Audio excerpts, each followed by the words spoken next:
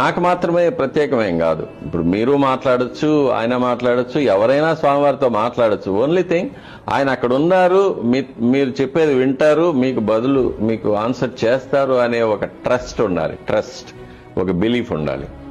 ఉన్నప్పుడు స్వామివారు సర్వాంతర్యామి. స్వామివారికి భగవద్గీతలో కృష్ణ పరమాత్మ చెప్పినట్టు ఎవరెవరికి వారి వారి కర్మఫలాలు అందిస్తూ ఉంటానే గాని నాకు వ్యక్తిగతంగా కావలసిన వాళ్ళు, నాకు శత్రువులు అనేవాళ్ళు ఎవరూ లేరు, అందరూ నాకు సమానమే. కాకపోతే భక్తులు భక్తితో స్వామివారిని చేరుతూ ఉంటారు, దుర్మార్గులు దుష్ట చింతనతో ఆయనకు దూరం అయిపోతూ ఉంటారు. అంతే తప్ప ఆయనకు, ఎందుకంటే జగత్పిత, సృష్టికర్త ఆయన. కాబట్టి ఆయన ఈ చరాచర ప్రపంచమంతా కూడా ఆయన సంతానమే.